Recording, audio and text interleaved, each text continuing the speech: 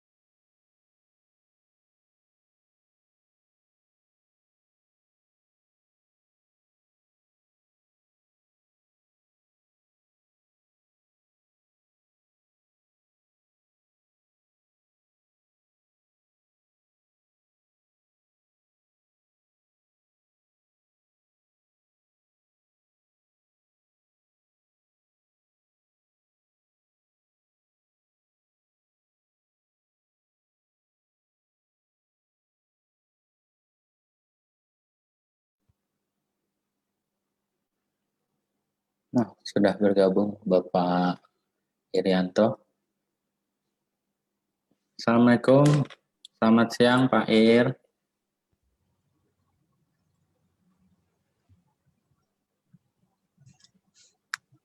Halo Mas, Halo Mbak apa Emma. kabar Mas? Alhamdulillah, Ketemu lagi kita Mas. ketemu lagi kita. Halo, hujan di Hari ini Jakarta banyak Mbak? sampai dengan siang hari ini sih belum melihatkan tanda-tandanya ya Mas. Hmm, Jogja hujan tah? pagi sempat mendung tapi siang panas luar biasa. Nah itu mungkin nyorein kali Mas. Hmm.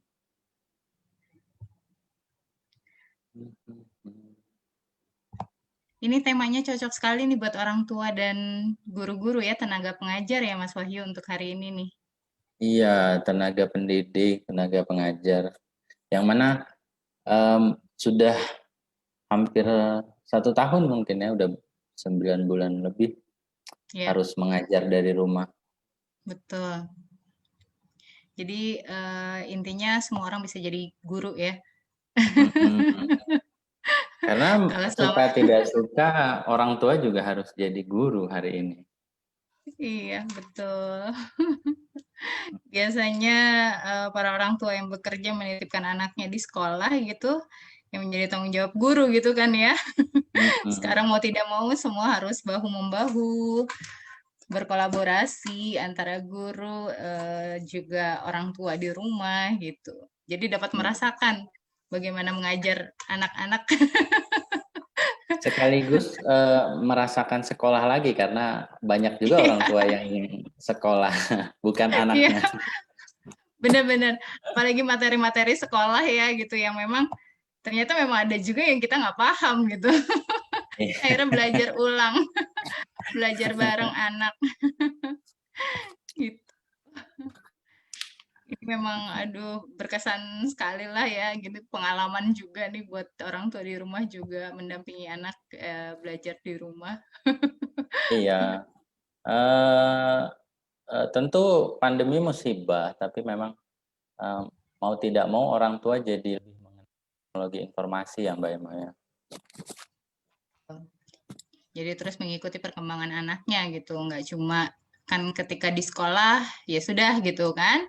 Apa yang dilakukan di sekolah gitu, kegiatan-kegiatan di sekolah, orang tua terkadang suka tidak mengikuti gitu. Nah sekarang setiap detiknya pasti terlihat gitu apa yang dilakukan anaknya Iya. gitu. Tapi minimal aktivitas dunia maya orang tua nggak cuma sharing-sharing berita WhatsApp. Ya, betul. Sekarang udah bisa pakai Zoom, udah bisa pakai Google Meet, Ya, udah pakai Webex. ada banyak variasinya ya yang memudahkan apa proses pembelajaran jarak jauh juga gitu. Jadi orang tua Iya. juga harus melek teknologi.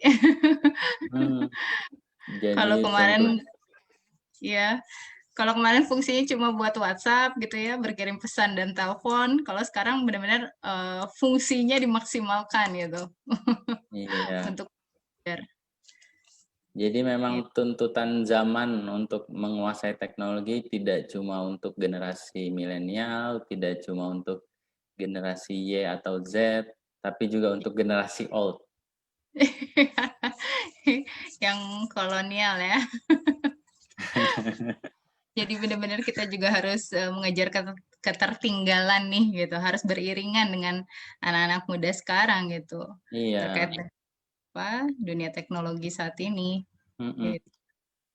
Tapi sekaligus ada sisi positifnya ya Mbak Emma, karena seluruh dunia merasakan kondisi yang sama. Jadi bisa dibilang semua sekolah di dunia mulai dari garis start yang sama. Ya, ya. ternyata ya memang seperti itu ya, bukan cuma negara-negara yang berkembang aja nih gitu Iya. yang harus mengejar. Ternyata yang memang sudah jauh lebih baik dari kita juga memang harus sama-sama belajar juga ternyata ya. Peralihan. Ya, semua dapat berkahnya juga sih dari apa pandemi ini ya. Bukan hanya musik, tapi memang keberkahan itu juga ada gitu. Ya. Ini Pak Ir sudah bergabungkah dengan kita, Mas Wahyu?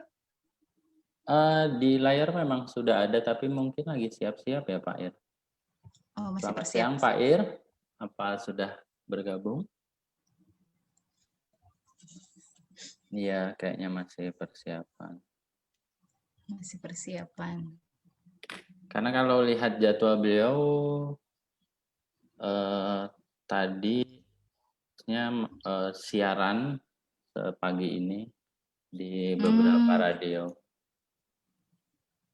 Oh gitu. Jadi aktif ini juga ya, on air juga ya.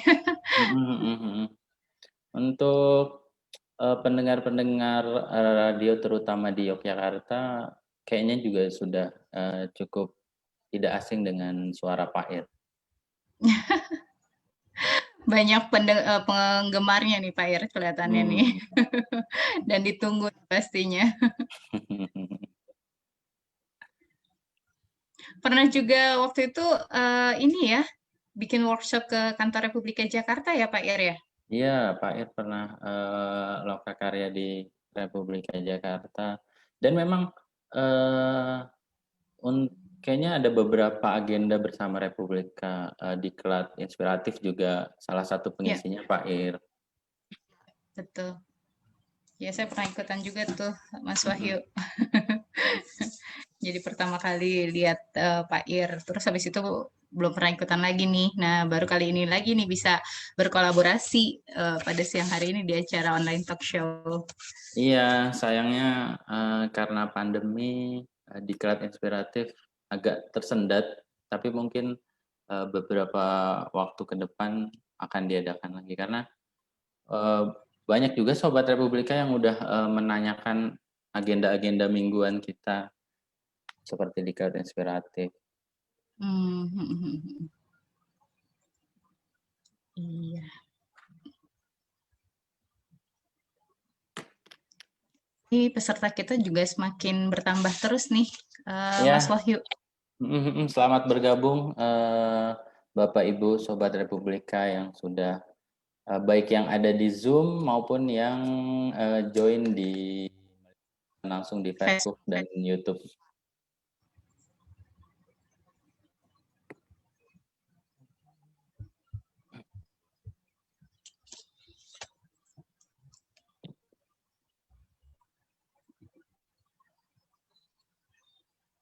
Hari ini kita bakalan dapetin tips dan triknya nih bagaimana bahagianya mengajar dari rumah. Meskipun memang ini dialami saya pribadi nih gitu, punya 2 anak yang memang, aduh, kalau lagi Zoom itu masing-masing pegang apa gadget masing-masing gitu ya, gitu. Kadang-kadang memang harus didampingin. Kalau yang gede kan karena memang sudah SMP, jadi lebih mandiri lah. Nah, yang kedua ini gitu, mungkin karena biasanya kalau di sekolah kan selain ada break dia bisa main bola gitu, dia bisa eksplorasi lah gitu ya. Kalau misalkan di rumah kan memang terbatas gitu, mau nggak mau sedikit membosankan mungkin gitu. Nah, itu terkadang kita juga kehilangan cara buat gimana mengembalikan mood si anak gitu untuk bisa kembali lagi belajar dengan enak gitu. Mbak Emma, anak-anaknya sekelas berapa?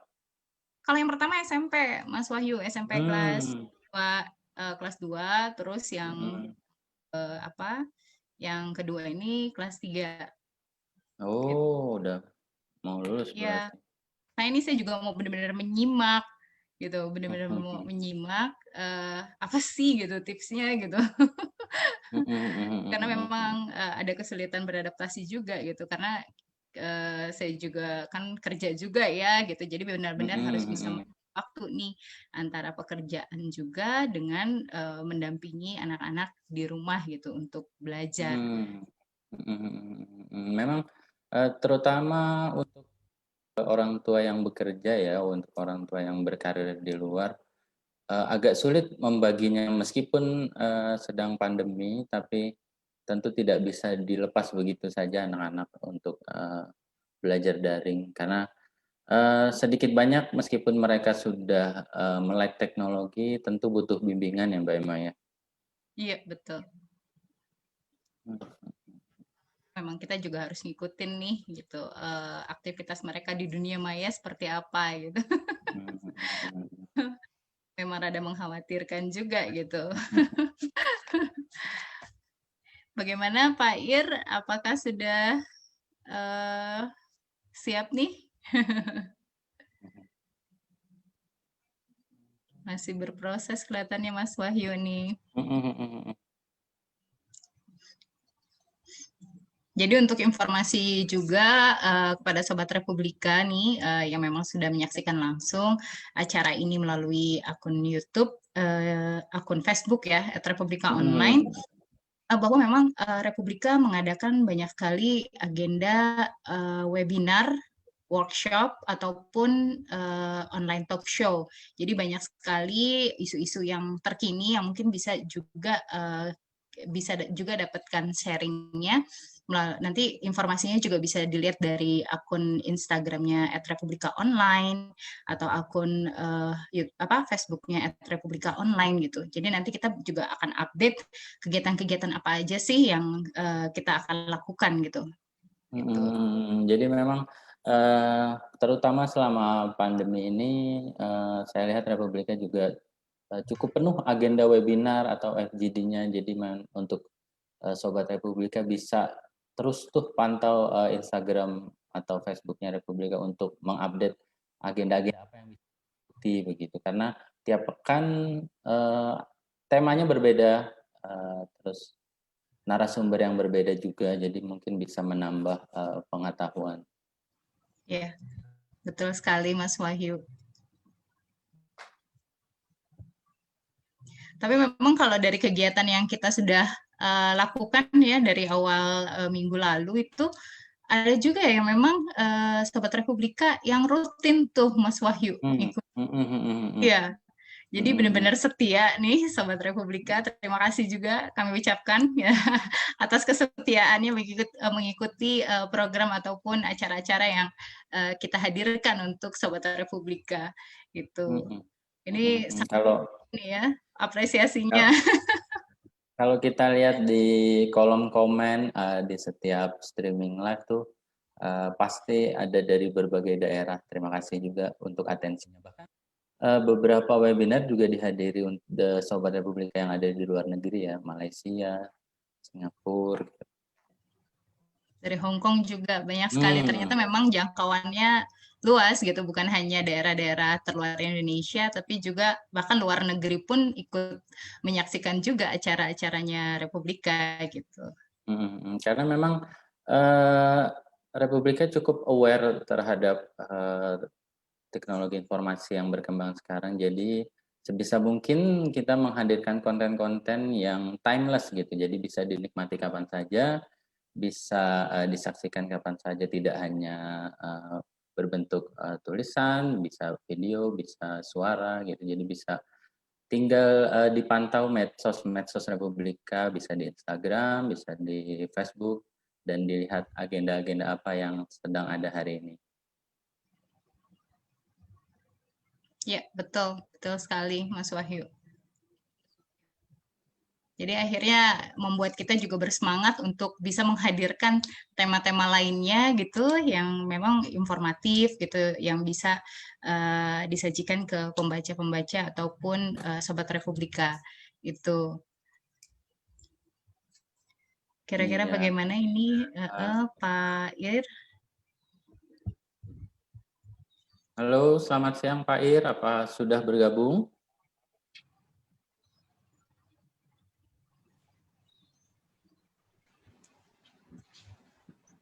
Sebentar ini saya tata dulu sebentar tempatnya.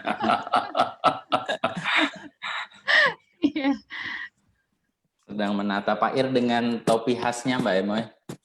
Oh iya, Selalu jadi ciri khasnya.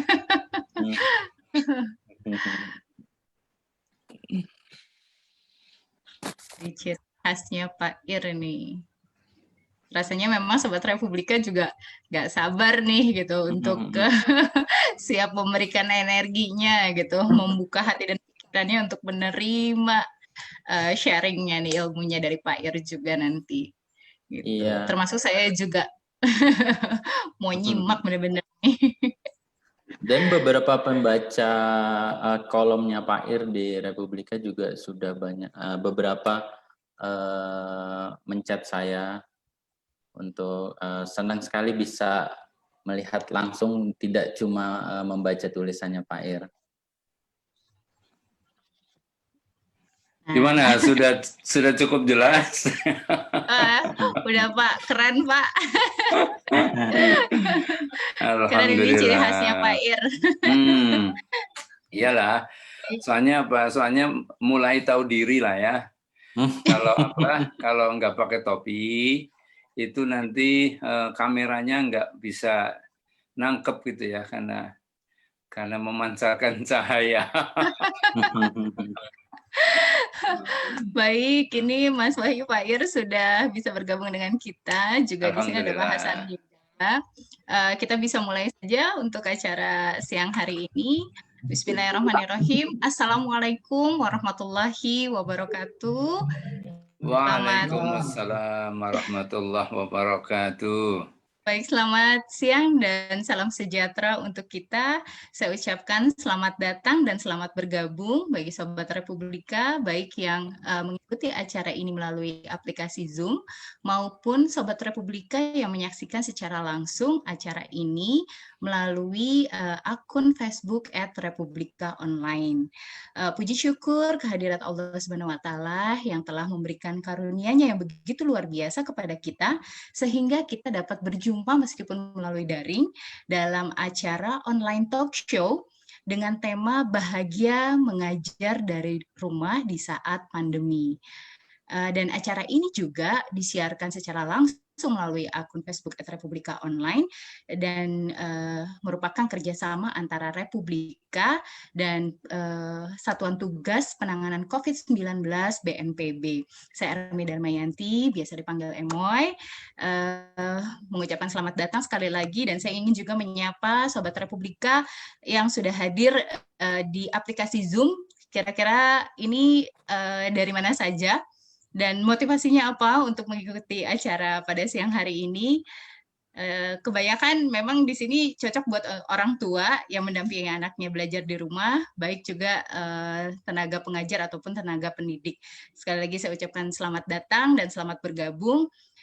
Di sini juga sudah hadir Bapak Nur Hasan Murtiaji selaku Wakil Pemimpin Redaksi Republika. Assalamualaikum Pak Hasan. Waalaikumsalam warahmatullahi wabarakatuh. Salam sehat Mbak Emoy. Alhamdulillah. Ya, Waalaikumsalam Pak Hasan. Ya, di sini juga ada Mas Wahyu. Waalaikumsalam Ustadz Nur. Ya, baik. Di sini juga sudah ada pembicara kita, Pak Irianto, yang memang kita tunggu-tunggu dari tadi nih, gitu. Tapi sebelumnya, mari kita berdoa dulu untuk memudahkan acara ini. Semoga berjalan dengan lancar dan penuh manfaat. Berdoa dimulai.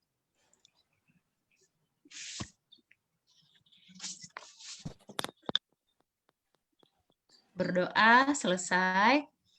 Baiklah, Sobat Republika, marilah kita dengarkan sambutan dari Wakil Pemimpin Redaksi Republika kepada Bapak Nur Hasan Murtiaji, dipersilakan.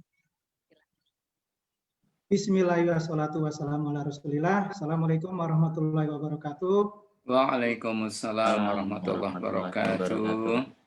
Selamat siang Sobat Republika, terutama untuk pemateri kita hari ini, coach yang sangat inspiratif, Pak Dwiyono Irianto, tapi kami manggilnya biasanya Pak Ir nih, atau Coach Ir. Selamat siang, bagaimana di Jogja Pak? Alhamdulillah, suasananya relatif panas ini karena apa? Pengaruh Merapi kayaknya ini. Oh begitu. Halo, assalamualaikum Pak Dwiyono, ikut menyimak. Wah, luar biasa ini Pak ABC. Ya, monggo kita dengarkan sambutan dari Pak Nur. Di Jakarta juga panas ini Pak. Mudah-mudahan bukan karena pengaruh Merapi ini, karena jauh banget curang dari Jakarta. Baik, Sobat Rubrika, terima kasih atas silaturahim di acara online talk show Bahagia Mengajar dari Rumah di saat pandemi. Ini tema yang sebenarnya kita tunggu-tunggu. Bagaimana sih mengajar itu dari rumah? Karena saat ini di masa pandemi ini, semua orang tua sepertinya menjadi pengajar itu. Semua orang tua menjadi guru. Kalau mungkin sudah ada guru di sekolah, tapi nggak cukup sepertinya. Karena sekolah beberapa daerah masih menerapkan, bukan beberapa, sebagian besar daerah masih menerapkan pembelajaran jarak jauh. Mungkin hanya sejumlah wilayah yang membolehkan ada tatap muka antara guru dan muridnya. Itu pun dengan protokol kesehatan sangat ketat. Nah, saya alami sendiri bagaimana mengajar dari rumah itu nggak gampang, Coach Ir. Saya punya putri kelas 1 SMA, ada putra kelas 5 SD. Itu minta ampun ya, kita membantu mereka untuk belajar di rumah. Pertama, bagaimana memotivasi mereka mau mengikuti semua acara, semua pembelajaran dari pihak sekolahnya, itu aja udah luar biasa gitu ya. Memotivasi mereka. Belum kalau mereka kemudian ada menyimak materi-materi pembelajarannya. Terkadang ya meski materinya materi anak SD ya, tapi ya itu kan sudah 35-45 tahun yang lalu gitu. Jadi ketahuan umurnya nih. Itu 35-45 tahun yang lalu ya mungkin bisa jadi memang gampil ya, tapi susah juga gitu. Nah, ini bagaimana kemudian orang tua bisa memotivasi anak-anaknya untuk tetap belajar, dan yang lebih penting lagi bagaimana memotivasi orang tuanya agar bisa membantu anaknya. Nah itu Pak. Jadi menurut saya ini ada dua hal yang juga harus dimotivasi gitu. Dari anak-anaknya juga harus dimotivasi, orang tuanya juga sepertinya harus dimotivasi juga. Nah ini kami ingin mendengar dari Coach Ir, kira-kira ada tips-tips seperti apa gitu yang bisa kita dengarkan bersama. Mudah-mudahan dari acara ini kita menyimak dan mendapatkan manfaat yang sebanyak-banyaknya. Itu saja mungkin dari kami wakili Rubrika. Sebelumnya mohon maaf jika ada pelaksanaan yang kurang dari acara ini. Mungkin nanti karena ini ada keterbatasan ruang di Zoom, kalau misalkan ada teman, ada saudara, ada kolega yang mau ikut juga join di sini terus kemudian tidak bisa bergabung, mungkin bisa nanti menyimak di Facebook Rubrika Online. Bisa di sana, bahkan pertanyaan pun bisa disampaikan di sana. Insya Allah nanti akan ada tim yang memantau kalau misalkan ada pertanyaan. Terima kasih untuk semua panitia yang menjadikan acara ini berlangsung, utamanya Coach Ir ini, dan saya serahkan sepenuhnya ke Kak Emoy dan nanti Mas Wahyu yang moderator. Silakan Kak. Itu saja dari kami. Assalamualaikum warahmatullahi wabarakatuh. Waalaikumsalam warahmatullahi wabarakatuh. Terima kasih Pak Hasan atas sambutannya. Baiklah Sobat Republika, tanpa berlama lagi acara ini saya akan serahkan langsung kepada Mas Wahyu Suryana. Beliau adalah reporter Republika Jogja ya Mas ya? Iya. Ya, Republika Jogja, dan beliau juga sekaligus menjadi moderator kita pada siang hari ini bersama sang expert. Langsung saja Mas Wahyu, silakan Mas. Ya, terima kasih Mbak Emoy. Assalamualaikum warahmatullahi wabarakatuh. Waalaikumsalam warahmatullahi wabarakatuh. Salam sejahtera Bapak Ibu sekalian, semoga kesehatan dan keselamatan selalu tercurah untuk kita semua. Amin. Sobat Republika, senang sekali kita bisa bertemu lagi dalam online talk yang kali ini akan mengangkat tema bahagia mengajar dari rumah di saat pandemi. Seperti yang tadi disebutkan Pak Hasan, pandemi COVID-19 memang sudah memberikan dampak yang luar biasa ya terhadap hampir semua sisi kehidupan, termasuk kegiatan belajar mengajar sekolah. Tapi memang di sisi lain, kehadiran pandemi suka tidak suka menuntut semua elemen yang ada di sekolah, baik dari murid, tenaga pendidik maupun orang tua wali untuk bisa beradaptasi dengan kemajuan teknologi informasi yang dihadirkan revolusi industri 4.0. Sayangnya memang masih banyak tenaga pendidik yang belum menyesuaikan diri atau sudah memanfaatkan teknologi tapi belum melakukan pengembangan terhadap metode-metode mengajar yang mereka gunakan. Itulah kenapa kiat-kiat mengajar memanfaatkan teknologi informasi selama pandemi ini sangat penting dipahami tenaga pendidik agar kegiatan belajar mengajar mampu menghadirkan suasana bahagia bagi peserta didik.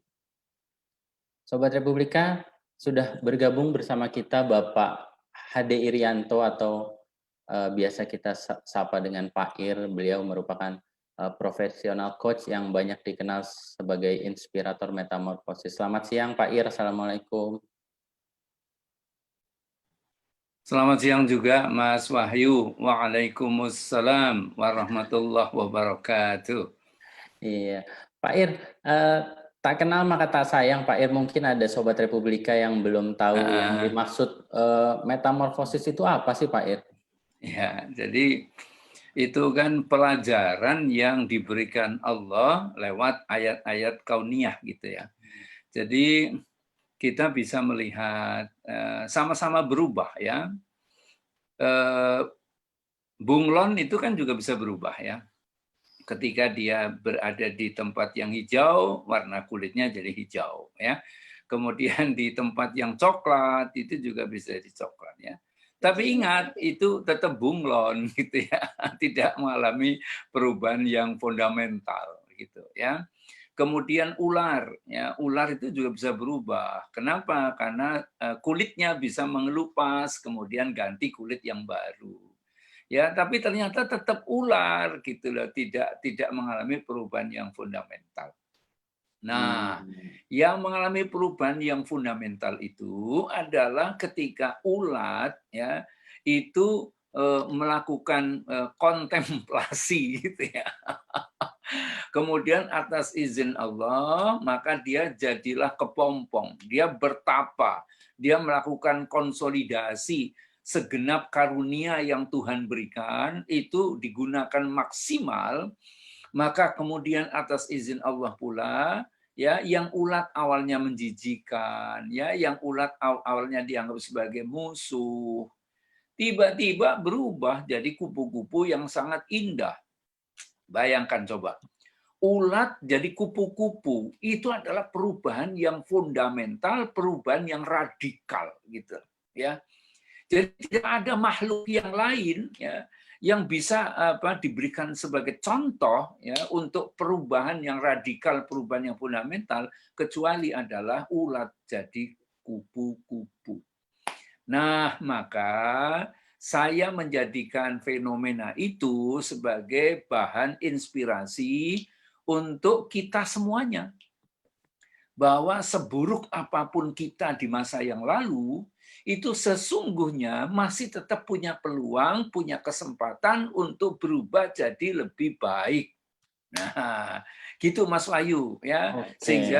Sehingga saya menggunakan istilah metamorfosa itu sebagai apa? Sebagai salah satu misi ya yang saya bawa kemanapun saya pergi. Begitu kira-kira. Baik Pak Ir, Sobat Republika, ini kalau disebutkan satu-satu aktivitas Pak Ir luar biasa ini Pak Ir. Ini beliau merupakan Managing Director dari HDI Management Center Yogyakarta, beliau juga dosen di Universitas Amikom Yogyakarta, kolumnis di Koran Republika, sering juga untuk pendengar-pendengar radio terutama di Yogyakarta pasti sudah sering mendengar suara Pak Ir. Bahkan beberapa saat sebelum acara ini Pak Ir juga sempat mengisi radio ya Pak Ir? Iya tadi setiap jam 9 sampai jam 10 saya duet dengan istri gitu ya. Berbagi dengan pendengar radio di salah satu radio yang paling tua di Jogja itu Mas Wahyu. Baik, Sobat Republika, sebelum paparan saya ingatkan untuk Sobat Republika yang ingin mengajukan pertanyaan selama paparan boleh banget mengajukan pertanyaan di chat, di kolom chat. Dan untuk Sobat Republika yang mungkin tidak mendapatkan ruang karena terbatas di Zoom, bisa ke Facebook Republika Online untuk mengajukan pertanyaan. Jadi Jika ada hal-hal yang Sobat Republika ingin tanyakan, bisa langsung menuliskan pertanyaannya melalui kolom chat, dan nanti setelah paparan pertama akan dijawab satu demi satu oleh Pak Ir. Baik, Pak Ir, dimulai saja ya Pak Ir, mungkin 30 menit untuk pemaparan materi. Pak Ir, waktu dan ruang disilakan, monggo. Ya, untuk materi itu mau ditayangkan lewat Mas Wahyu atau lewat saya? Karena kalau lewat saya itu insya Allah menjadi lebih menjadi lebih fleksibel buat saya gitu. Ya. Apakah bisa saya share dari laptop saya gitu? Harusnya sih bisa ya. Bisa Pak Ir, silakan. Kita coba dulu ya. Bisa.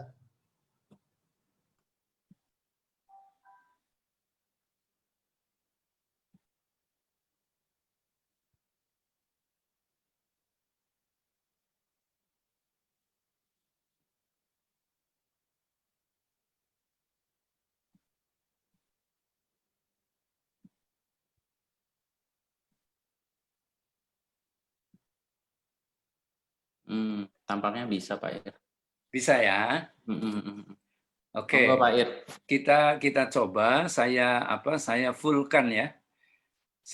Ini tadi kan tayangan ini sudah disampaikan oleh Mas Wahyu, maka langsung saja saya coba di full screen ya. Saya slideshow. Nah, gimana? Bisa muncul di layar? Muncul Pak Ir. Muncul ya. Alhamdulillah ya. Baik kalau begitu ya. Saya segera mulai. Assalamualaikum warahmatullahi wabarakatuh. Salam sejahtera untuk Sobat Republika semuanya ya. Saya ikut-ikutan menyebut Sobat Republika itu ya, biar matching, biar nyambung ya. Jadi topik yang sudah disampaikan oleh Mas Wahyu sebagai moderator ya, itu adalah bahagia mengajar dari rumah gitu ya. Kemudian ada subtopiknya bagaimana membuat materi pengajaran yang menyenangkan ya. Jadi dalam benak saya ini memang tema kita ini itu yang utama itu untuk Bapak Ibu para guru, para pendidiknya. Nah, kemudian orang tua yang terpaksa dalam tanda kutip gitu ya. Terpaksa dalam tanda kutip harus menjadi pendidik juga, harus menjadi pengajar, maka yuk kita sama-sama sama-sama sharing ya, sama-sama kita berbagi. Nah, seperti biasa saya selalu mengajak ya para peserta Zoominar atau webinar atau apapun namanya gitu ya. Kali ini Republika menggunakan istilah talk show gitu ya. Untuk bisa ikut berpartisipasi ya, sehingga saya memancing ya untuk Bapak Ibu atau saudara-saudara semuanya untuk bisa menjawab pertanyaan saya ya. Pertanyaannya mudah ini ya. Ini ketika awal-awal saya berlangganan Republika ya, ini pernah ada di dalam sebuah entah itu iklan itu apa atau apa ya.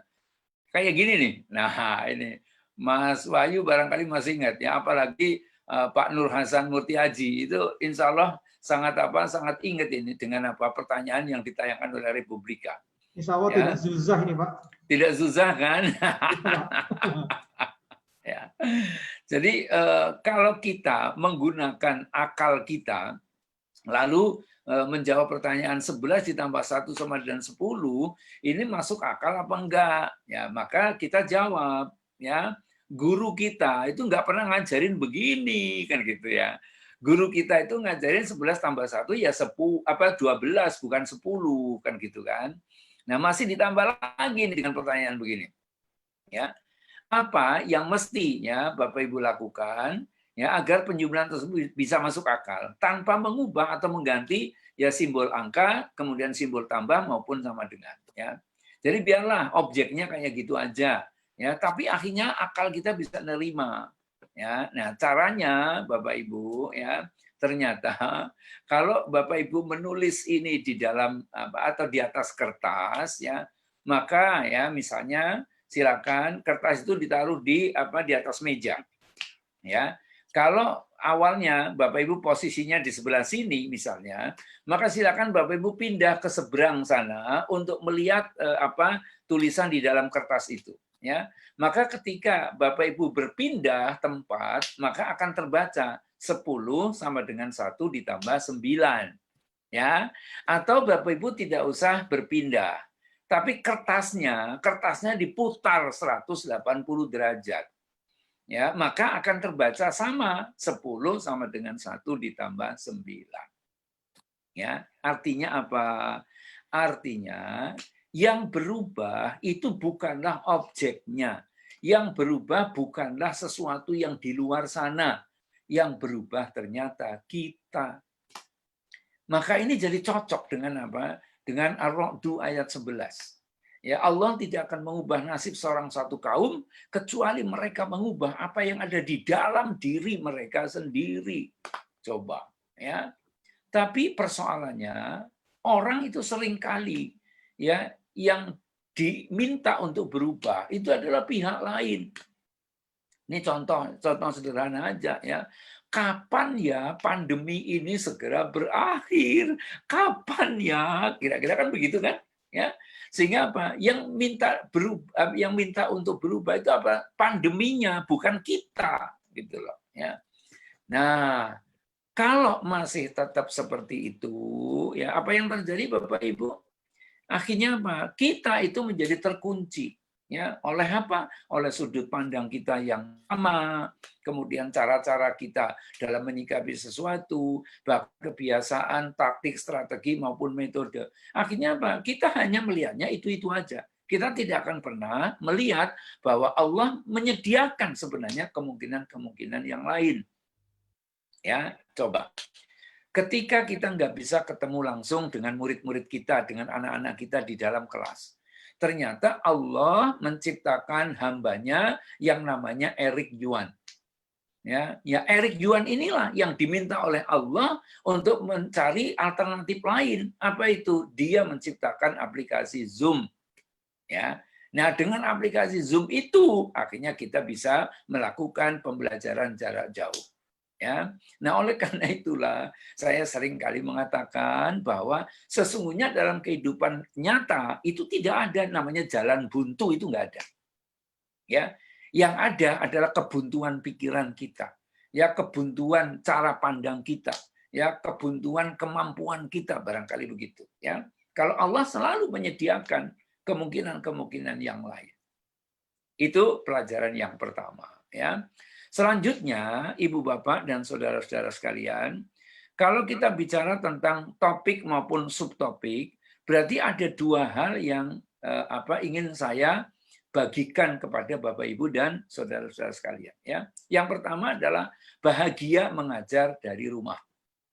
Ya, nah kalau yang kita rasakan itu misalnya sebaliknya, kita menjadi merasa terlalu banyak bebannya, ya energinya kayaknya kok malah semakin bertambah dan lain-lain.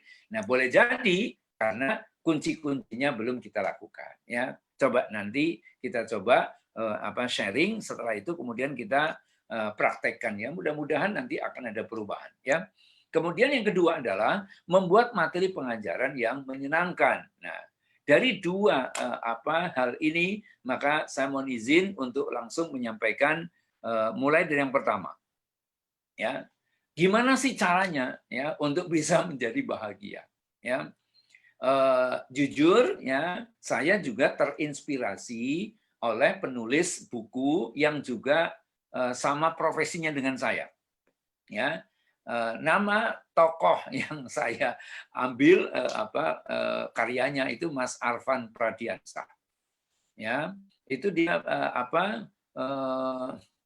menulis buku yang bicara tentang kebahagiaan ya. Judul bukunya I Love Monday. Saya suka hari Senin. Karena ada orang yang susah ketika mau menjelang hari Senin, gitu ya.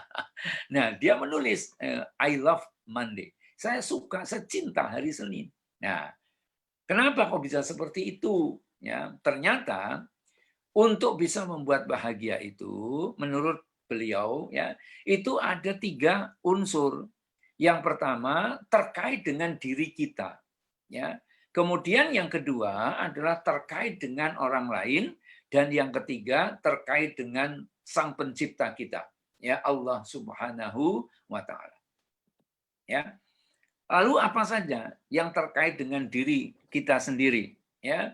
Yang terkait dengan diri kita sendiri itu ada 3 komponen. Ya. Nah, 3 komponen ini ya itu ya gampang diucapkan gitu ya. Tapi belum tentu juga untuk gampang dilakukan, ya. Yang pertama adalah sabar, ya. Kata sabar ini ya itu ada 3 ya. Sabar berproses, ya kan? Kemudian sabar menerima ujian, menerima cobaan, lalu sabar ketika diberi kenikmatan gitu loh ya. Jadi paling tidak ada 3 ini ya. Nah, seperti apa itu kalau diukur? Misalnya apa? Kita punya skala 1 sampai 10 ya. Ada di skala yang mana? Ya kesabaran kita gitu lah ya. Begitu pula syukur. Ya, syukur ini ada 2 komponen, atau 2 dimensi. Ya, yang pertama adalah menerima apapun ya dengan lapang hati, ketetapan Allah, ketetapan Tuhan. Ya. Adanya pandemi, ini kan juga ketetapan Tuhan ini, ketetapan Allah, ya. Maka kita tidak boleh menggerutu terus itu. Karena ini adalah bagian dari ketetapan Allah yang harus kita terima dengan lapang hati. Itu namanya orang yang bersyukur. Kemudian yang kedua, syukur itu menggunakan semua kemampuan, semua fasilitas, semua anugerah yang Allah berikan kepada kita untuk menghasilkan 1, amal soleh. Yang kedua, prestasi. Yang ketiga, karya. Dan yang keempat, manfaat. Ya, yang lebih baik dari waktu ke waktu. Nah, itulah yang kita sebut dengan apa? Dengan syukur. Ya, ada 2 dimensi tadi. Lalu yang berikutnya adalah simple. Ya, coba sesuatu yang rumit, lah kok kita bisa jadikan simple, maka insya Allah itu membahagiakan. Ya, ini contoh. Dan mohon maaf saya harus menyebut amatir saya gitu ya. Saya dibesarkan di lembaga namanya Primagama. Ya. Primagama itu membuat rumus-rumus praktis ya yang disebut dengan smart solution waktu itu ya. Seperti apa? Raut muka anak-anak yang belajar di Primagama ketika pengajar atau tentor ya itu memberikan rumus praktis ya kepada adik-adik yang sedang belajar. Ada mereka yang sampai apa? Ya ampun, kok jadi mudah banget begini tuh. Ya, ekspresinya Ibu Bapak dan saudara-saudara sekalian, itu adalah ekspresi anak yang bahagia. Ya, di sekolah memang harus diajarkan rumus yang utuh. Ya, logika yang utuh memang harus begitu. Nah, kemudian di Primagama diberikan sesuatu yang lain, diberikan sesuatu yang berbeda. Apa itu? Simple. Ya, ternyata apa? Membuat murid-murid itu jadi apa? Luar biasa, mereka merasa bahagia. Nah, oleh karena itu, tugas kita sebagai guru adalah menyederhanakan yang rumit. Jangan dibalik. Ya, yang sederhana jadi rumit. Nah, itu tidak akan membuat anak didik kita bahagia dan kita sendiri juga tidak bahagia. Ya, bahkan saya dapat ilmu baru gitu ya. Soal yang baik, soal yang berkualitas itu adalah soal yang bisa dikerjakan dengan baik oleh murid. Bukan soal yang tidak bisa dikerjakan itu. Ya, ini rentetannya panjang. Ya, kalau soal itu bisa dikerjakan, percaya diri murid itu muncul. Percaya diri murid itu tumbuh. Dan kalau sudah percaya dirinya tumbuh, dia bakal bisa melakukan banyak hal. Nah, itu ya. Sehingga apa? Jangan sampai kita justru mempersulit murid, mempersulit mahasiswa, mempersulit anak didik ya. Tapi justru sederhanakan. Itu yang yang intrapersonal, kita menyikapi sesuatu sederhana ya. Kemudian yang kedua adalah yang interpersonal ya. Apa itu yang interpersonal? Ada 3, ya. Ada kasih, kemudian ada memberi, lalu ada memaafkan. Ya. Tadi pagi sembari saya nyetir mobil, saya dapat pelajaran yang luar biasa. Ya, Allah itu maha kasih, tapi Allah juga maha cinta, gitu lah ya. Nah, maha kasih itu seperti halnya apa? Seperti halnya Bapak Ibu ngasih uang parkir ya kepada tukang parkir, ngasih 5.000. Bapak Ibu ngasih, tapi pasti Bapak Ibu tidak mencintai tukang parkir kan? Ya kan? Nah, tetapi ketika Bapak Ibu memberikan 5.000 kepada cucu atau kepada anak, maka di balik pemberian 5.000 itu ada cinta Bapak Ibu kepada anak, cinta Bapak Ibu kepada cucu. Bedanya di situ, ya. Maka kasih kalau hanya sebatas kasih tapi tidak sampai kepada cinta, maka yang terjadi transaksional, bukan transformasional. Ya, bayar selesai, ya. Tapi kalau sampai love, sampai cinta, ada hubungan kedekatan yang luar biasa. Ya, murid dengan gurunya ada hubungan kedekatan. Maka sampai kapanpun murid akan sangat ingat kepada gurunya, gitu ya. Kenapa? Ya karena gurunya ini bukan sekedar mengasih, tetapi mencintai muridnya. Ya. Lalu yang kedua adalah memberi. Memberi itu. Jadi kalau kita sebagai guru, ya kita memberi yang terbaik lah pada murid-murid kita. Kalau kita sebagai orang tua juga begitu, memberi yang terbaik kepada anak-anak kita. Ya, rizki kita cari dari sesuatu yang selaras dengan ajaran agama. Pastilah itu sesuatu yang membahagiakan. Ya. Kemudian yang berikutnya adalah memaafkan. Ya. Makanya apa? Di dalam surat Ali Imran itu bukan minta maaf, tetapi memaafkan kesalahan orang lain. Itu ciri orang yang bertakwa loh itu. Kata Ustadz Nur Hasan Murtiaji itu. Ya, seperti itu, ya. Jadi memaafkan, ya. Nah, kemudian yang ketiga, Ibu Bapak yang saya hormati, untuk bisa bahagia, hubungan transendental atau hubungan kepada Tuhan Sang Pencipta Allah Subhanahu wa taala tidak lain adalah berserah diri. Surrender, ya, tawakal, ya. Jadi berserah diri ini juga ada 2 dimensi, sebelum dan sesudah ikhtiar yang maksimal. Jadi bukan hanya setelahnya saja, tapi sebelum juga kita sudah berserah diri. Bismillahirrahmanirrahim, la haula wala quwata illa billah. Ya, itu kita lakukan sebelum kita bekerja loh, doa seperti itu, ya. Meninggalkan rumah, kita sudah mengucapkan doa, isinya adalah berserah diri.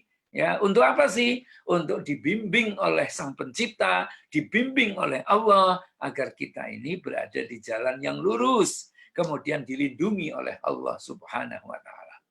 Begitu kita sudah lakukan pekerjaan kita, meskipun itu dari rumah, gitu ya. Nanti kita mau berangkat tidur, kita serahkan semuanya kepada Allah. Ya Allah, hari ini aku sudah berikhtiar maksimal menurut kemampuanku.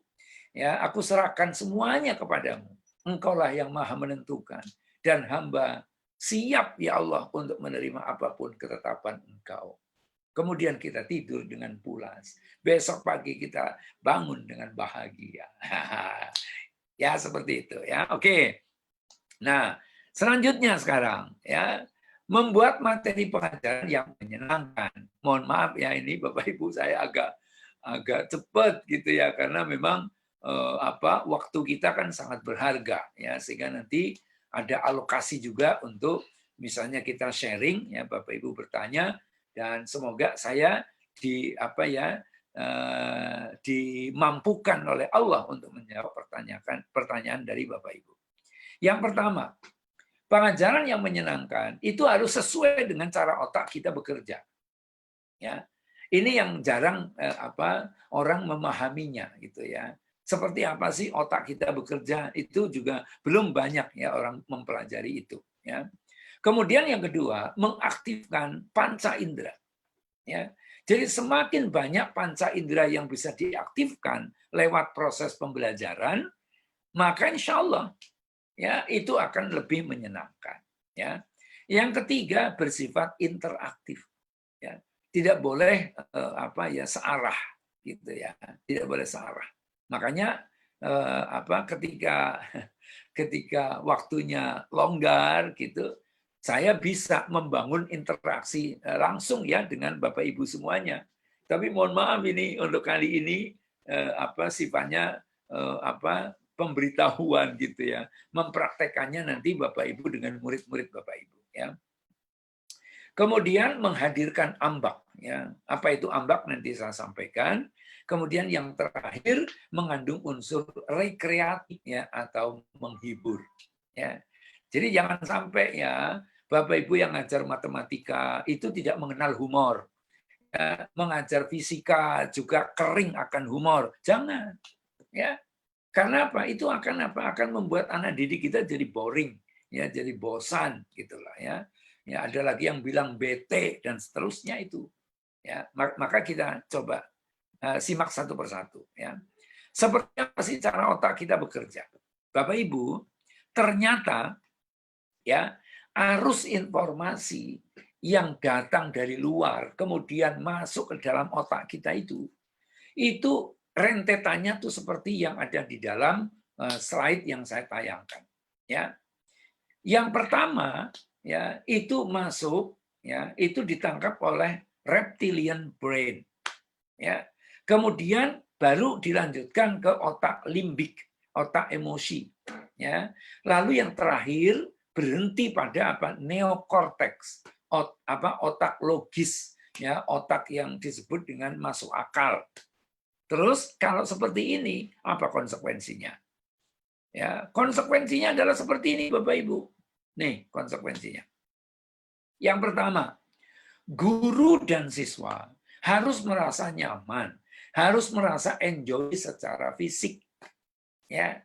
Nah, kalau ini konteksnya itu di kelas yang biasa, maka misalnya suhu udara, tata cahaya, area belajar yang harus memuasai otak reptil. Kenapa? Karena longgar, tidak empet-empetan begitu dalam bahasa Jawa. Lalu bagaimana ketika di masa pandemi seperti ini? Ya kita ya harus apa? Ya harus nyaman, ya harus nyaman. Misalnya kalau di rumah ada AC, ya alhamdulillah membuat kita menjadi tambah nyaman, gitu ya. Pencahayaannya cukup, gitu ya. Dan kali ini Bapak Ibu melihat saya, background saya itu ya hanya korden biasa seperti itu. Kenapa? Karena laptop saya nggak bisa untuk virtual background. Mohon maaf itu. Padahal kalau bisa untuk virtual background kan sebenarnya lebih menarik ya. Tapi oke lah. Ini saya harus menerima realita gitu ya, bahwa inilah yang terbaik ya, daripada nanti latar belakang saya itu macam-macam karena rumah saya tidak pernah bisa rapi gitu ya.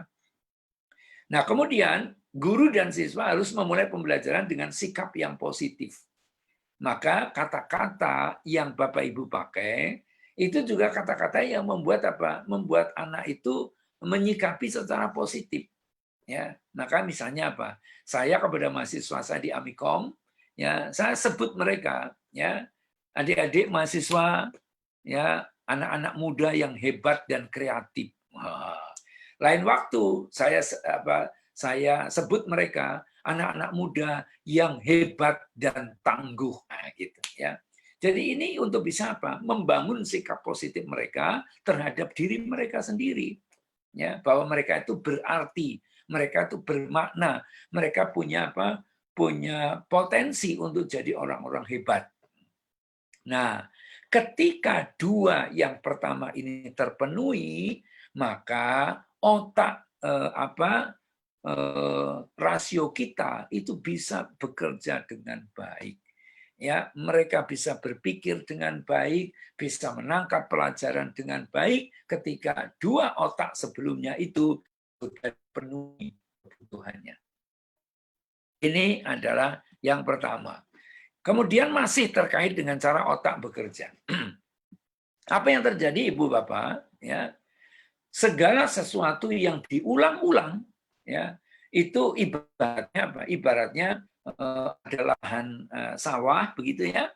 Kemudian masih ada tanaman padi karena model panennya hanya dipotong yang tangkai padinya itu sehingga tanamannya itu masih tersisa ya. Kalau orang Banyumas itu menyebutnya sebagai damen gitu ya. Kalau orang Jogja itu barangkali ya mungkin sama juga gitu lah ya. Nah, kemudian ada anak-anak yang bermain, lari-lari di situ.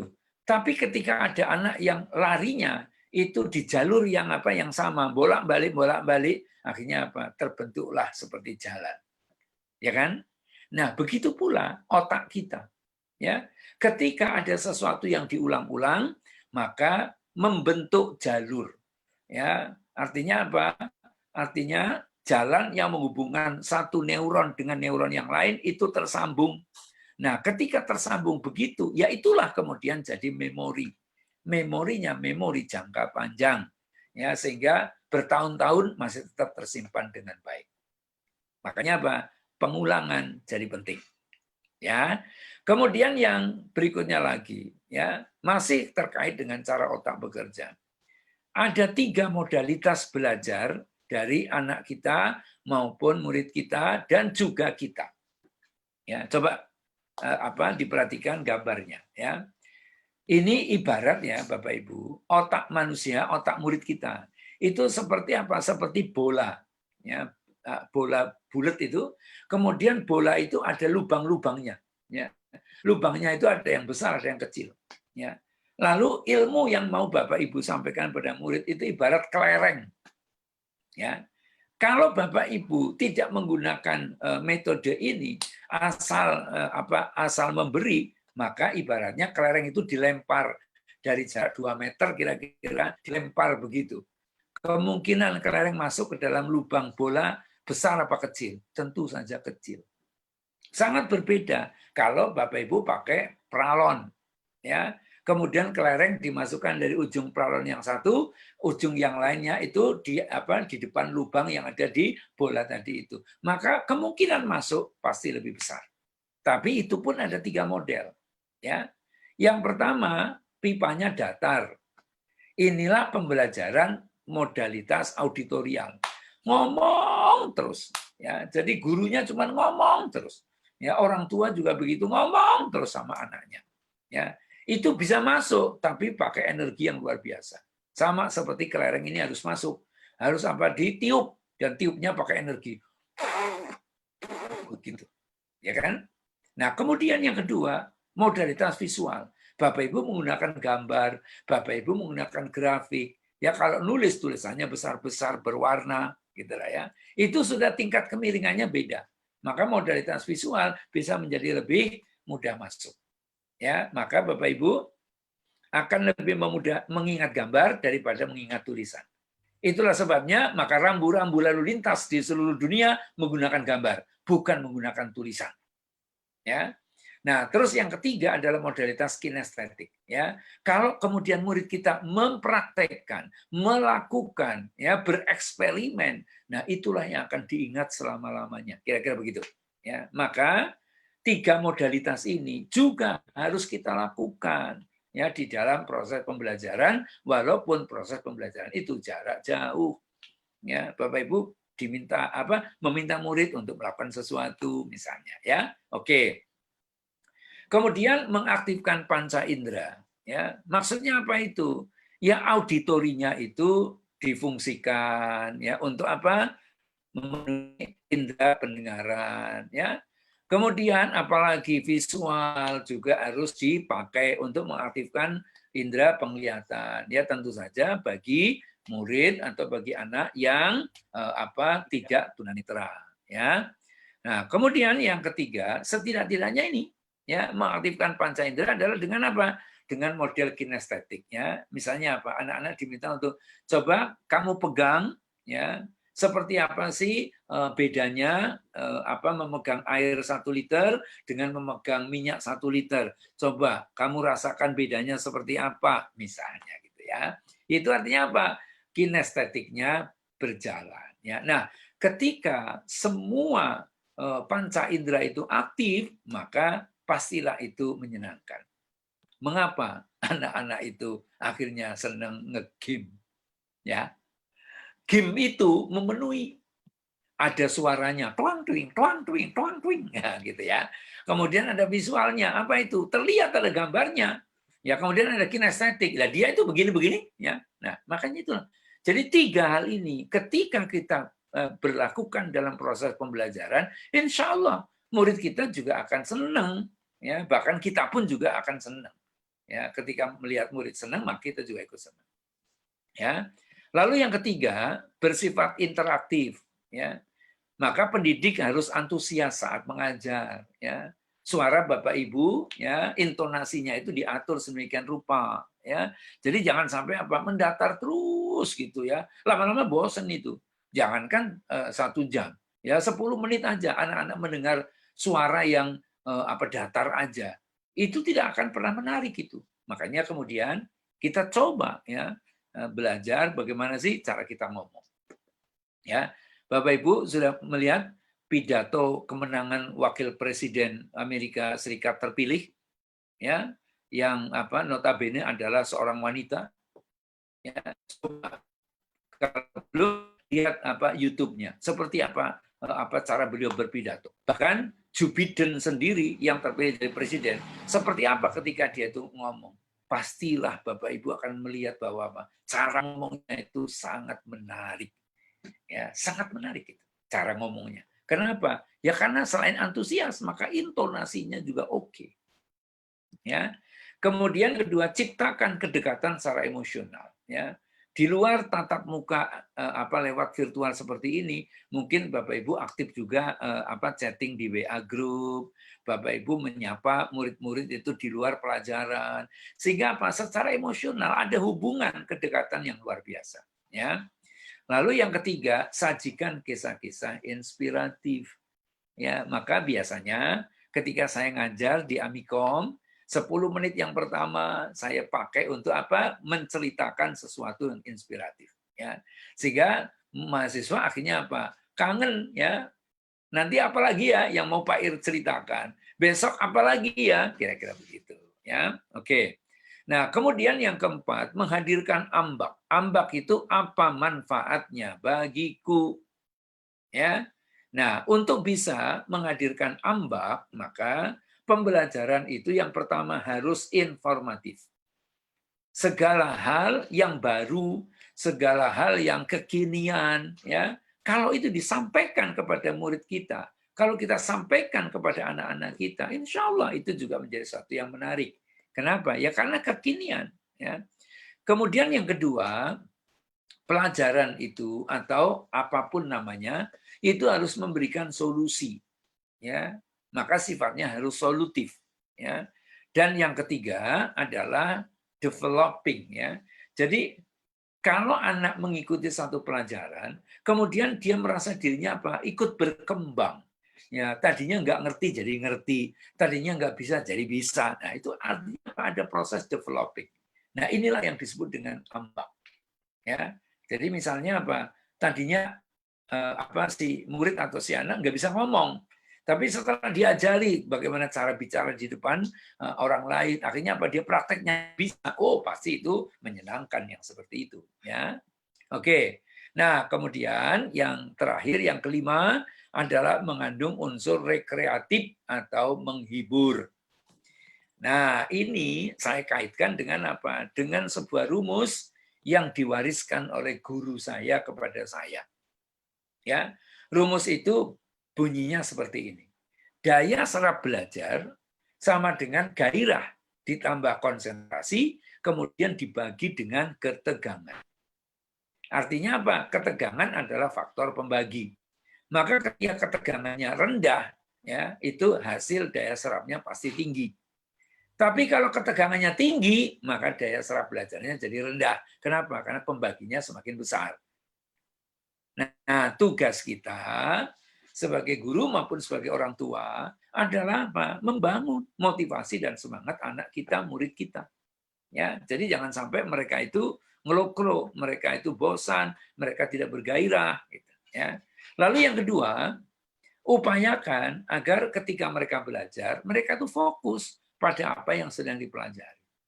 Ya, coba kalau Bapak Ibu ikut seminar atau ikut pelatihan, ya, yang menyampaikan itu menarik menurut Bapak Ibu, maka nun sewu, mohon maaf, Bapak Ibu kebelet ke toilet, ya misalnya itu pakai ditahan-tahan. Kenapa? Aduh, jangan sampai saya kehilangan kesempatan atau saya kehilangan materi. Kenapa? Yang disampaikan itu adalah sesuatu yang sangat menarik. Nah, gitu. Ya, jadi fokus pada aktivitas itu mengajaknya bukan pada larangan untuk tidak boleh ini, tidak boleh itu, ya, tapi tampilkan daya tarik yang maksimal sehingga anak didik itu mau mengabaikan itu merasa rugi. Nah, kira-kira gitu, ya.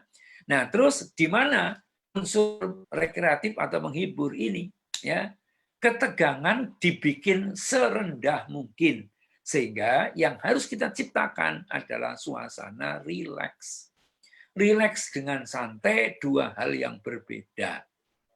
Ya, rileks itu sesuai dengan cara kerja otak yang sudah saya jelaskan di awal-awal tadi itu. Ya, oke ya Bapak Ibu. Nah, sebagai kata akhir sebelum saya serahkan kepada Mas Wahyu, ya, maka saya mohon izin ini untuk menyampaikan sebuah quotes ya dari tokoh pencetus konsep Kaizen, ya, Masaaki Imai, ya. Tidak pernah akan ada kemajuan, there will be no progress, ya, jika Anda mengerjakan sesuatu, ya, if you keep on doing things, ya, yang sama exactly the same way, yang sama dari waktu ke waktu. Maka pandemi ini sebuah realita. Maka yang harus kita lakukan adalah sesuatu yang berbeda. Ya, jadi sebenarnya cuma itu kok. Ya, apa yang berubah kita harus bisa beradaptasi. Nah, kesimpulannya kurang lebih seperti itu. Yang perlu kita kembangkan dalam diri kita itu adalah kemampuan adaptasi. Ya, kemampuan untuk menjadi lebih lincah, ya, agility, ya, sehingga ketika ada perubahan-perubahan kita tetap masih bisa menyesuaikan. Ya. Baik ya, Ibu Bapak, saudaraku semuanya yang saya hormati, itulah ya yang bisa saya bagikan dalam kesempatan siang sampai dengan sore hari ini. Ya, semoga bermanfaat dan selanjutnya saya kembalikan kepada Mas Wahyu. Terima kasih. Assalamualaikum warahmatullahi wabarakatuh. Waalaikumsalam warahmatullahi wabarakatuh. Baik, Pak Ir, luar biasa. Jadi memang tidak bisa ya Pak Ir bertahan dengan cara yang sama sementara kondisi lingkungannya berubah gitu ya Pak Ir ya? Iya, mesti beradaptasi Mas Wahyu. Nggak bisa lagi kita menggunakan cara-cara yang sama sementara situasinya berbeda. Baik, Pak Ir, ini sudah ada yang bertanya di kolom chat ini dari Ibu Fariha. Ya, Assalamualaikum, saya ingin tanya bagaimana membuat anak semangat belajar dari rumah namun dengan waktu screen time yang sedikit. Monggo Pak Ir. Ya, oke, baik ya. Sesuatu yang sangat berharga ya, itu memang perlu kemudian kita ini menggunakan pendekatan prioritas, nah, gitu ya. Jadi mohon maaf, beberapa waktu yang lalu ya saya juga berbagi dengan para guru SMK ya se-Kabupaten Cianjur ya. Nah, ini ada satu kebijakan yang menurut saya sangat bagus ya dari Dinas Pendidikan Provinsi Jawa Barat. Apa itu? Situasi pandemi ini ya, ini kalimat pejabat yang waktu itu ngisi gitu ya. Saya menjadi tertarik dengan beliau itu ya. Beliau itu mengatakan begini, situasi pandemi ini guru dilarang mengejar ketuntasan materi itu. Ya, dilarang mengejar ketuntasan materi. Yang justru dikedepankan oleh guru itu adalah membekali anak didik itu dengan apa? Life skill. Ya, apa-apa yang bisa menjadikan anak didik itu survive, anak didik ini bisa bisa mengarungi kehidupan real, itu justru yang jadi prioritas yang diberikan oleh para guru. Nah, maka analog dengan ini, waktunya sempit, ya, gimana caranya anak tetap bergairah belajar, maka apa? Orang tua atau guru mesti apa? Pandai memilih skala prioritas, ya. Apa itu yang harus kita berikan? Sesuatu yang dibutuhkan oleh anak atau sesuatu yang disenangi oleh anak, gitulah ya.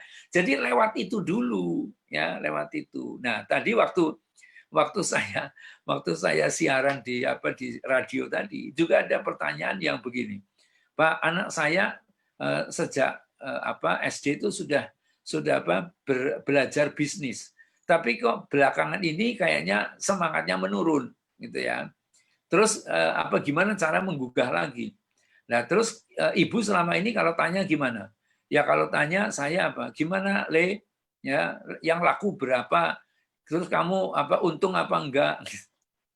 Anak-anak ketika masih dalam situasi belajar menjalankan bisnis, pertanyaannya bukan seperti itu, ya. Mestinya apa pertanyaannya? Le, apa yang seru hari ini dari kamu berjualan? Wah, gitulah ya. Apa yang seru gitulah ya. Apa yang menarik gitu loh. Jadi pertanyaan untung rugi, pertanyaan berapa yang laku, itu adalah ketika anak kita itu sudah punya bisnis beneran. Nah, kalau masih sedang belajar, pertanyaannya begitu, ya anak kita tidak akan tertarik untuk jawab itu loh. Ini adalah ilustrasi yang yang bisa kita jadikan pelajaran. Begitu Mas Wahyu. Baik Pak Ir, pertanyaan selanjutnya dari Facebook Pak Ir, dari Ibu Khadijah, bagaimana tips untuk mengajar anak-anak TK karena anak-anak TK lumayan cepat bosan, jadi kalau tanpa strategi khusus mungkin orang tuanya yang malah belajar bukan anak-anaknya. Monggo Pak Ir. Ya, oke, baik ya. Meskipun saya belum pernah jadi guru TK gitu ya. Tapi kan ada sesuatu yang sifatnya universal, Mas Wahyu, berlaku bagi semua manusia, gitu ya. Apa itu yang berlaku bagi semua manusia itu? Ya, ternyata semua manusia itu suka cerita, ya, suka akan cerita, ya. Makanya mendongeng itu adalah hal yang terus tetap menarik, itu namanya mendongeng itu, ya. Nah, maka konsekuensinya sebagai guru TK, ya, agar anak-anak itu tetap tertarik, maka koleksi dongengnya ya harus banyak dong, gitu ya. Kemudian kemampuan guru untuk mendongeng itu harus ditingkatkan, gitu ya. Gimana sih menceritakan tentang binatang-binatang dengan karakter yang berbeda-beda, ya. Itu nanti anak-anak TK itu barangkali cerita kepada orang tuanya begini, ya, Umi, tadi Bu Guru itu tadi dongengnya bagus banget itu. Nah, dongeng apa? Dongeng harimau sama kancil, Bunda Umi, ya. Tadi itu waktu Bu Guru jelasin tentang harimau yang marah, ya, wajah Bu Guru persis harimau. Maksudnya apa itu? Maksudnya gurunya itu mampu berekspresi mewakili kemarahan seekor harimau. Nah, itulah yang nancep di memorinya anak-anak TK adalah seperti itu, ya. Maka metode mendongeng, metode bercerita menjadi sesuatu yang penting untuk dipelajari oleh para guru, ya. Kemudian yang kedua, ya, hari ini itu banyak loh anak-anak yang sudah muncul di media sosial gitu ya.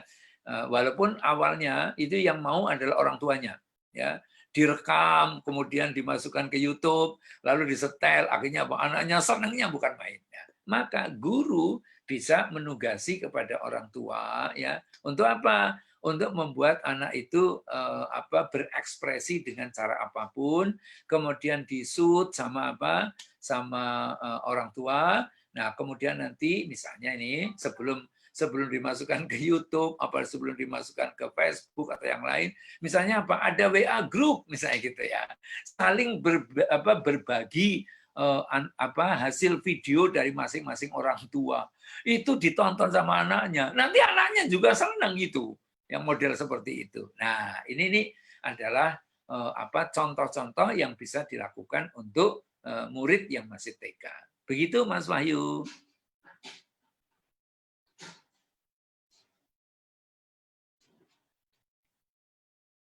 Mas Wahyu, unmute-nya.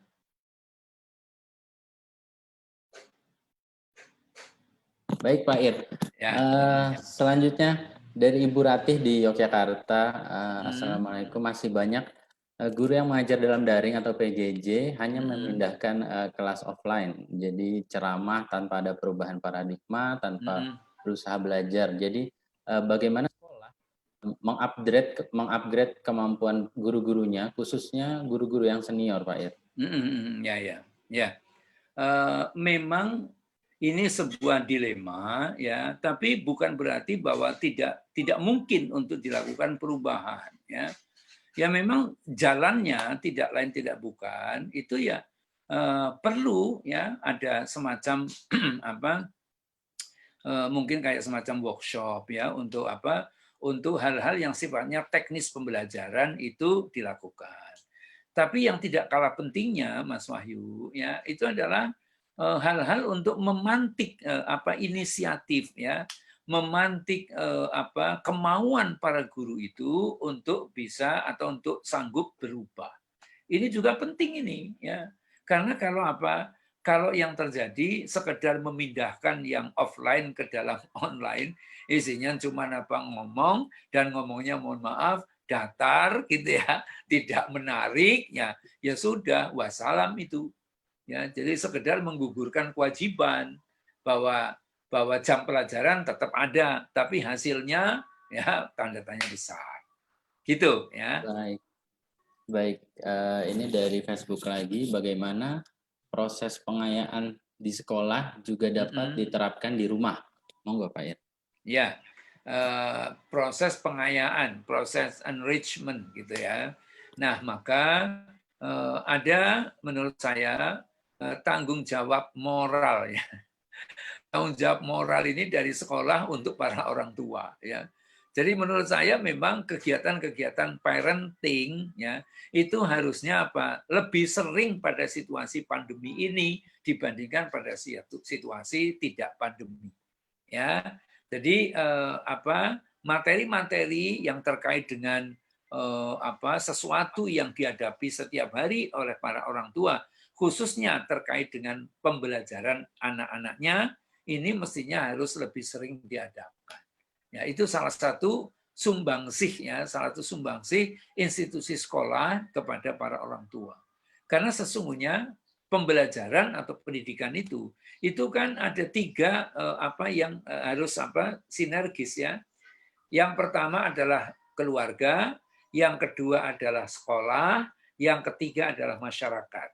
Jadi tripusat pendidikan begitu kata Ki Hajar Dewantoro. Ya, ini harus sinergis ya ketiganya itu. Makanya sekolah yang punya kompetensi terhadap proses pembelajaran perlu memberikan bekal kepada para orang tua. Makanya kegiatan parenting misalnya begitu. Ini mesti lebih lebih sering dibandingkan dengan saat-saat tidak pandemi. Begitu Mas Wahyu. Baik. Kemudian ada Ibu Fitri ini mau menanyakan mungkin dilema yang banyak dialami guru-guru karena PJJ disebutkan tidak mengejar target kurikulum sementara masih ada penilaian tengah semester dan penilaian akhir semester yang mana muatannya teori mata pelajaran ya Pak ya terus seperti bertolak belakang bagaimana PJJ penilaian yang tepat itu memakai apa Pak Ir untuk PJJ monggo. Oke. Ini saya tak ngasih contoh ya apa yang kami praktekkan gitu aja ya. Jadi kami di Amikom ya itu dosen-dosen itu bersepakat bahwa untuk ujian tengah semester maupun ujian akhir semester itu tidak semata-mata untuk urusan kognitif ya, tapi lebih pada menggali atau mengeksplorasi agar mahasiswa mampu berekspresi sesuai dengan pikiran mereka, sesuai dengan konsep mereka. Ya, sehingga ujian tengah semester bentuknya adalah membuat kayak semacam paparan yang itu berasal dari berasal dari pikiran para mahasiswa yang orisinal gitu loh ya, sehingga kita tidak akan mengukur semata-mata antara keterkaitan dengan materi kuliah yang selama ini sudah diberikan ya, itu tidak harus seperti itu ya, karena sadar betul bahwa situasi pandemi seperti ini ya, yang justru dibutuhkan adalah survival ya, bagaimana mahasiswa ya di tempat yang mohon maaf mungkin ya agak susah sinyal dan sebagainya, itu mereka tetap harus percaya diri ya, bahwa bahwa susah sinyal itu bukan segala-galanya misalnya begitu. Tapi coba kalau setiap saat kita ujian gitu kaitannya tetap dengan materi kuliah ya, maka nanti akan terjadi keterasingan ya antara murid, mahasiswa ya itu dengan lingkungan sekeliling yang memang sedang berbeda ini. Begitu ya. Baik, kalau pandangan saya begitu. Baik. Bagaimana guru-guru jika mengalami kejenuhan dalam mengoreksi tugas online? Saran Pak Ir gimana? Ini ada pertanyaan dari Ibu Sari dari SMA 66. Monggo Pak Ir. Ya, oke, baik ya. Jadi kalau menurut saya itu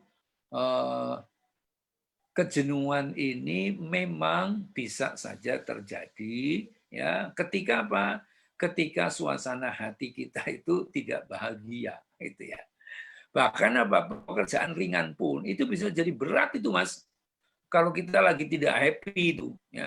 Tapi kalau kita happy ya, pekerjaan berat itu tidak terasa itu. Nah, maka satu ya kuncinya bahagiakan diri Anda. Gitulah. Bahagiakan diri Anda wahai para guru. Ya, dengan apa sih? Ya dengan sesuatu yang membahagiakan Anda. Tadi itu yang intrapersonal seperti apa, yang interpersonal seperti apa, yang transendental seperti apa. Ya, jadi kalau penjenengan bahagia, insya Allah tugas yang menumpuk pun itu akan selesai dengan dikerjakan satu demi satu. Ya, tapi kalau cuma disawang tok, ya ora rampung-rampung pancen. Gawean kayak mau disawang karo gedek-gedek. Ya tidak akan selesai itu. Ya, memang harus dikerjakan kok satu demi satu. Ya. Atau dengan apa? Dengan dicicil, kira-kira gitu loh ya. Jangan sampai Jangan sampai numpuk. Ya, menjelang deadline baru dikerjakan. Stres memang itu. Ya. Baik Pak Ir, ini masuk lagi pertanyaan dari Facebook. Jadi ternyata banyak yang streamingnya lewat Facebook ya Pak Ir, karena ada keterbatasan ruang di Zoom. Ini dari Ibu Risma, bagaimana dengan keterbatasan materi sekolah yang tidak dikuasai orang tua? Jadi mungkin tips-tips agar anak juga bersemangat dan tetap menghargai orang tua sebagai guru mereka di rumah. Monggo Pak Ir. Mohon maaf, sempat terhenti Mas Wahyu sehingga saya tidak bisa menangkap pertanyaan secara utuh. Mohon diulang sekali lagi. Dari Ibu Risma Pak Ir di Facebook, bagaimana dengan keterbatasan materi sekolah anak yang tidak dikuasai orang tua? Jadi mungkin minta tips-tipsnya agar anak tetap bersemangat sekaligus tetap menghargai orang tua sebagai guru mereka di rumah. Oke, baik ya. Yang pertama perlu dilatihkan kepada anak itu kejujuran. Ya, jadi orang tua juga perlu jujur kepada anaknya itu. Ya, nah untuk pelajaran yang ini itu ibu tidak tahu persis ini. Ya, tolong ya diberi kesempatan ibu tanya sama bapak nanti. Nah, atau tolong ya ibu diberi kesempatan ibu tanya Pak D ya, yang Pak D kan guru sehingga nanti ibu tanya ke Pak D. Misalnya ini satu pelajaran kejujuran. Ya. Terus kemudian yang berikutnya lagi itu bisa dengan cara mensubstitusi atau mengkomplement pelajaran-pelajaran yang tidak dikuasai. Ya. Jadi misalnya apa? Misalnya ibu tidak menguasai matematika, ya. Nih, untuk matematika ya itu ibu tanya Pak D dulu, ya. Nah sekarang kamu belajar masak bareng sama ibu, yuk masak kesukaan kamu, nah gitulah ya.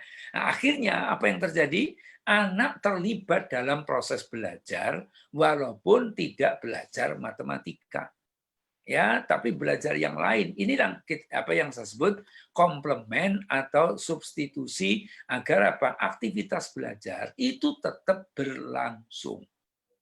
Tuh, ya. Jangan kemudian ibu nggak ngerti ya, besok lagi aja lah ya. Terus tidak ada aktivitas apa-apa. Sayang itu. Ya, harus diisi dengan sesuatu yang bernilai belajar.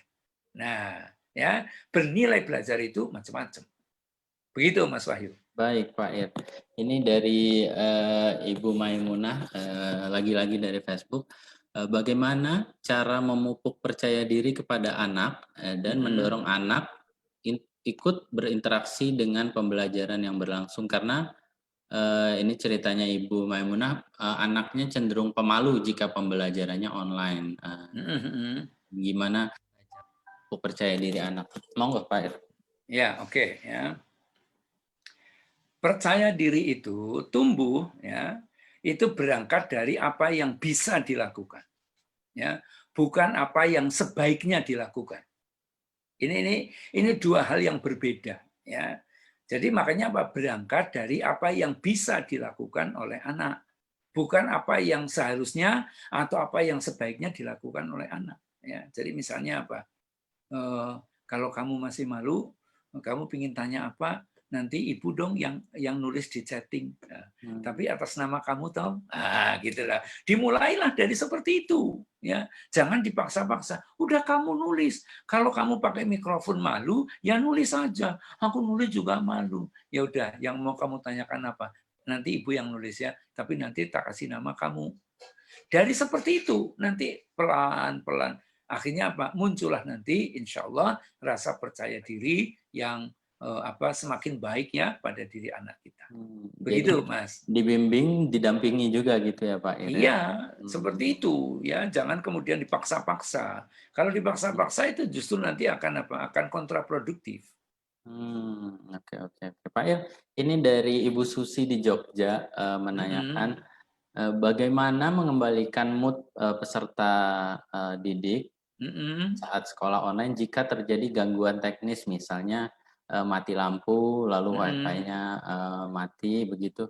Bagaimana mengembalikan mood yang mungkin awalnya sudah baik, tapi gara-gara ada gangguan teknis jadi rusak, gitu. Gimana? Monggo Pak Ir. Ya, oke, ya.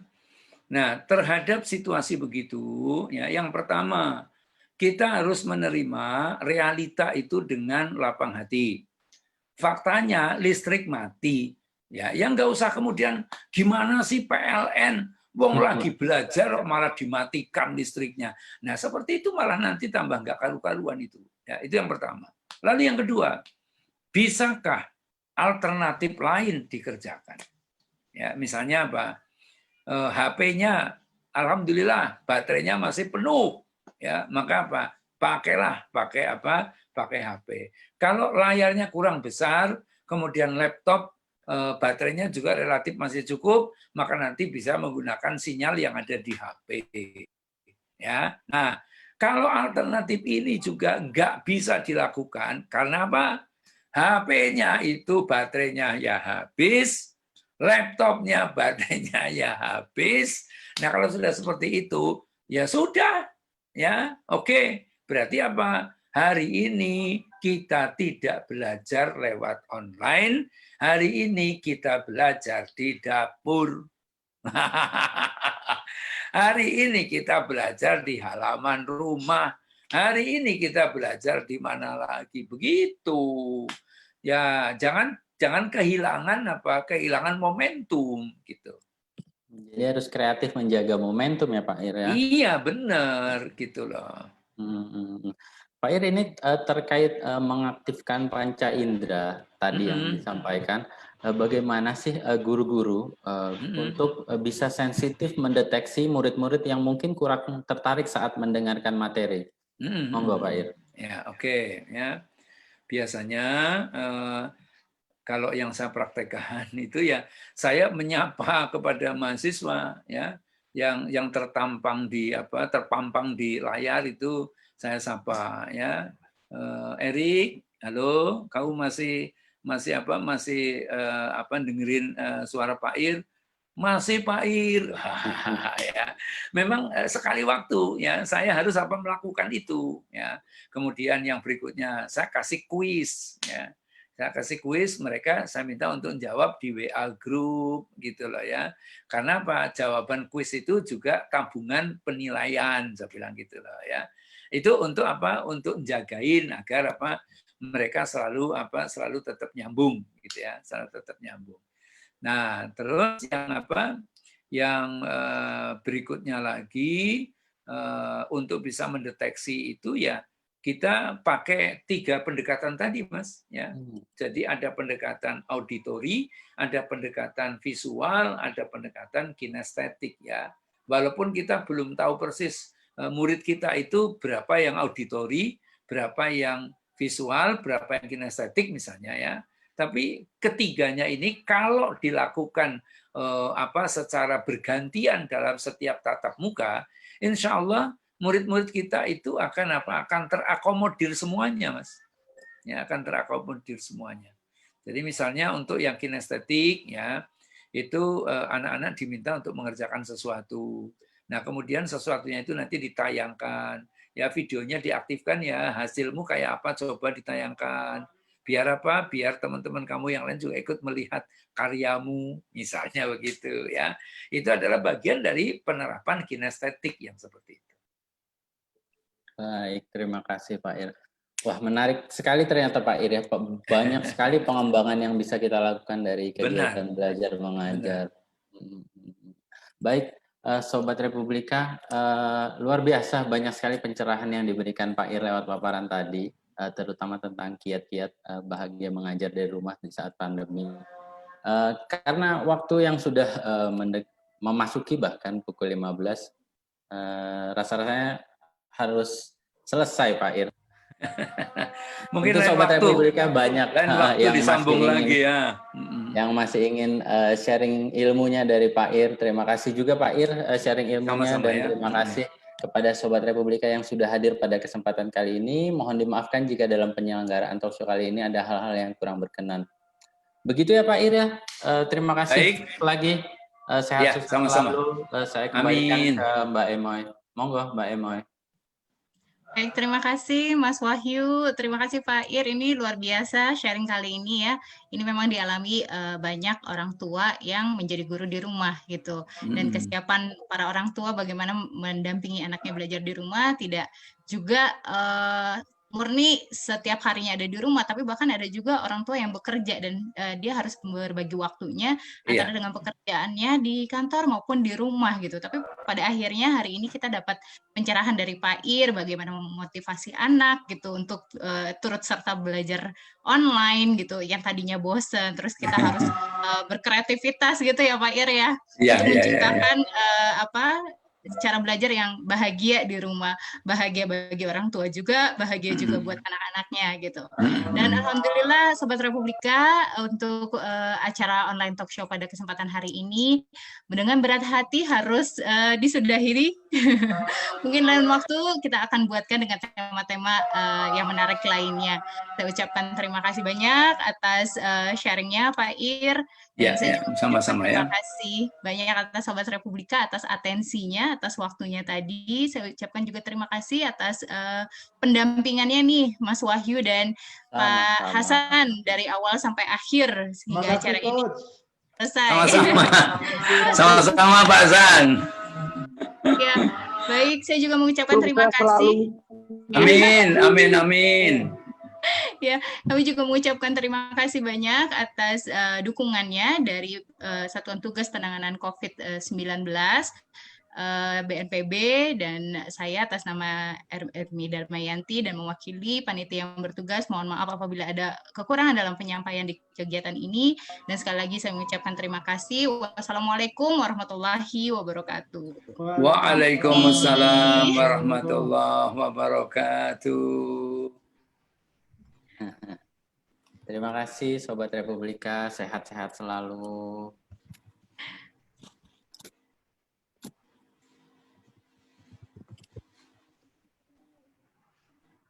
Pak BJ Janoko, terima kasih sudah ikut bergabung.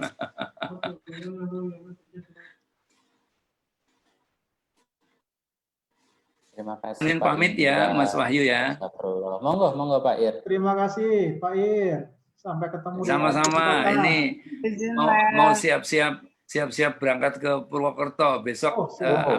Besok